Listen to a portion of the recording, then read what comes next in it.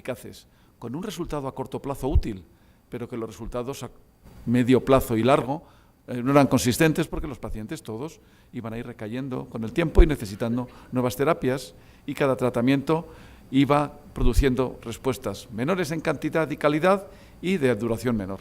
Y así sucesivamente, con el nombre de que es un linfoma que no se cura, se puede controlar, responde bien, pero de corta duración hasta que deja de hacerlo. Esta historia natural se ha intentado cambiar durante 20-25 años sin demasiados resultados con la quimioterapia. Y aquí os menciono esquemas que conoceréis de la práctica y de los estudios, que son terapia combinada tipo CVP, tipo CHOP, y hace 2 décadas se empezó a introducir también, al igual que en la leucemia linfocítica crónica, los análogos de purina, que demostraban un especial atractivo para este tipo de linfomas indolentes en los que era difícil eliminarlos al principio. Estas líneas de terapia con análogos de purina, fludarabina en particular, perdieron uso porque producía toxicidades importantes, y en la actualidad tenemos un nuevo medicamento, se llama bendamustina, es una molécula que tiene funciones parecidas a los análogos de purina, pero también a los alquilantes, y que es útil en los linfomas en general indolentes y en la linfática crónica. Pero la historia natural cambió mucho con la aparición de los tratamientos con anti-CD20, y es una enfermedad en la que, aunque se empezaron a utilizar tardíamente, los resultados han sido muy espectaculares. Con rituximab se ha utilizado mucho, y últimamente, en los 2 últimos años, tenemos también la opción de utilizar obinutuzumab en una indicación actual que yo creo que se irá extendiendo según avanzamos en el conocimiento y en los resultados. Os he dicho que rituximab es una molécula, es una parte del tratamiento clave, y aquí os traigo a colación los 4 estudios que pusieron en lugar que la utilización de quimioterapia, cualquier forma de quimioterapia, junto con rituximab, era mucho más beneficioso para el paciente que utilizar la quimioterapia sola. La filosofía en tratamiento del linfoma folicular es utilizar los mejores agentes en primera instancia, con el objetivo de que los que requieran tratamiento sean cada vez menos y enfrentarnos a la resistencia a la enfermedad sea también menos. Y esto, bueno, pues es un punto importante. Ya hace 10 años las autorizaciones para utilizarlo en primera línea vinieron enseguida y forma parte de la práctica habitual. Los pacientes que tienen necesidad de tratamiento se tratan con inmunoquimioterapia de entrada o con inmunoterapia en algunas fracciones que puedan tener interés.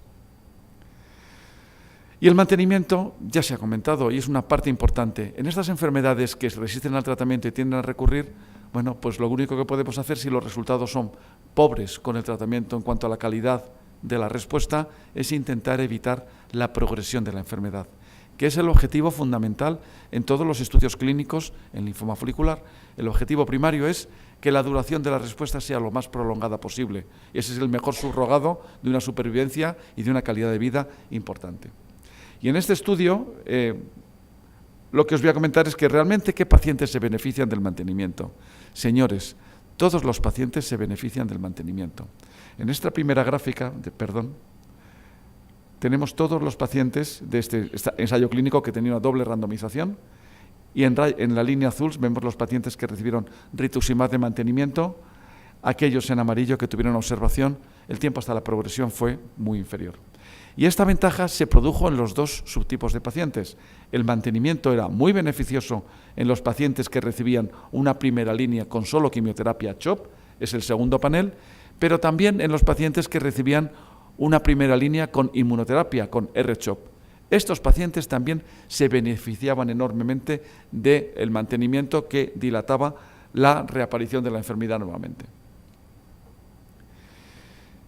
Y que en la primera línea, ¿qué tipo ya hemos comentado? ¿Qué tipo de pacientes? Ahora la pregunta es, tenemos rituximab, que era y posiblemente siga siendo tiempo una droga muy útil. ¿Cuál es la mejor combinación que podemos utilizar para los pacientes? Y este estudio se diseñó precisamente para detectar con las distintas opciones de quimioterapia que se podían utilizar combinadas con rituximab, aplicarles el mantenimiento en toda forma de ellas. Cada centro que participó en este estudio eligió la forma de quimioterapia con el que se sentía más cómodo, y así, de tal forma que tenemos 3 tipos de esquema de tratamiento que se usaron: el R-CHOP que conocen, el RCVP y los esquemas con análogo de purina, en este caso en concreto, una combinación de fludarabina, ciclofosfamida y mitosantrona. Bien, como ven, los resultados del objetivo primario de este estudio fueron también muy positivos. La utilización del rituximab de mantenimiento en primera línea después de inmunoquimioterapia es positiva en cuanto a los pacientes y los principales factores de riesgo, como son el FLIPI, como son la quimioterapia previa y según el tipo de inducción. Tanto los pacientes que tenían respuesta completa como los que obtenían respuesta parcial tenían un beneficio importante con la terapia de mantenimiento, con lo que bueno, pues se ha establecido como un estándar de manejo para estos pacientes: inducción, como os he dicho, inmunoquimioterapia, mantenimiento con rituximab. Se cayó de la lista los análogos de purina y apareció bendamustina.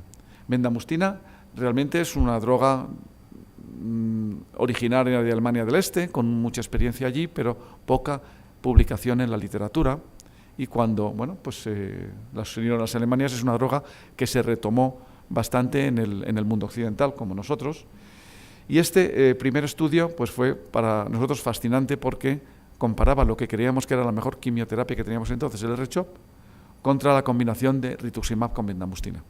Esta era una combinación nueva y los resultados, como ven, se utilizó por el grupo STIL, que es el grupo de Alemania del Este, y lo que ven en la primera gráfica es de todos los pacientes con linfomas indolentes de distintos tipos, tuvieron mucha mejor tiempo hasta la progresión con utilización de bendamustina, rituximab bendamustina, que R-CHOP. Y en particular, los pacientes con linfoma folicular se vieron gratamente favorecidos. Esto fue un estudio hecho en Alemania, y entonces no sabíamos si había sesgos, y en Estados Unidos se montó rápidamente un estudio que intentaba detectar otro diseño diferente, no inferioridad. Cuando buscas un estudio no inferioridad, el planteamiento estadístico es diferente y los objetivos y los márgenes de elasticidad que se tienen también lo son. Y este estudio de no inferioridad también fue positivo para bendamustina, que demostró ser no inferior. En realidad demostró ser, como ven aquí, por los objetivos a corto plazo, que es remisión completa, pues moderadamente superior, con unas tasas de respuesta superiores a las que se obtenía con la quimioterapia R-CHOP. Esto fue el espaldarazo y este régimen rituximab bendamustina se ha convertido en uno de los regímenes más utilizados para tratar de primera línea el linfoma folicular. En Europa nos gustan más las guías ESMO, son unas guías quizá que las vemos más afinadas a nuestra forma de utilizar las drogas y de los sistemas sanitarios que tenemos allí, y las podéis consultar, son también libres de acceso, y estas están recientemente actualizadas.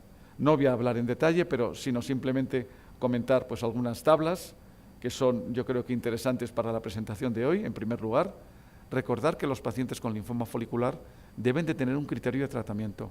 Solo el tener el diagnóstico no es de por sí una indicación de tratar, y tienen de darse una serie de condiciones en las que el linfoma se comporta de forma agresiva en el paciente que lo padece. Y allí usamos pues los criterios del grupo francés, que tienen bastante historia, y lo seguimos utilizando como estándar. Al menos uno de esos criterios debe de darse. Segundo, en esta actualización se da un repaso a los factores pronósticos. El IPI no era demasiado bueno para el linfoma folicular y se diseñó el FLIPI. El FLIPI 1, que lo voy a decir porque ha habido más, pues estaba basado en la experiencia con quimioterapia. Claro, a día de hoy esto está desfasado porque los pacientes se tratan con inmunoquimioterapia. Entonces, Federico y el grupo, distintos grupos en distintos países de Europa, participamos en la creación de un nuevo estamento pronóstico que se llamó FLIPI-2 y en el que se intentaba dar valor a determinados factores que en ese momento parecían que eran más importantes que otros. Los FLIPIs tienen ciertas carencias. Primero, para ser prácticos tienen que utilizar parámetros que podamos encontrar en la vida real y en nuestra práctica común, pero la principal crítica que tiene es que no nos permite detectar qué pacientes van a ir bien con el tratamiento que le demos y qué pacientes van a ir mal. Nos hablan del pronóstico general, pero sabemos que hay pacientes con FLIPIs elevados que responden magníficamente y no progresan, y pacientes con FLIPIs muy favorables en los que la enfermedad se conforma agresiva. Algo hay detrás. Entonces se han hablado de nuevos sistemas de FLIPI, intentar meter factores moleculares, intentar estudiar el medio ambiente, el microambiente en el que aparece el linfoma. Todavía no hay nada, pero creemos que sí que con el avance de las tecnologías sí que sacaremos información y nos permitirá detectar prontamente aquellos pacientes que no van a ir bien con un esquema y que quizás requieran tratamientos intensificados y se los podemos dar.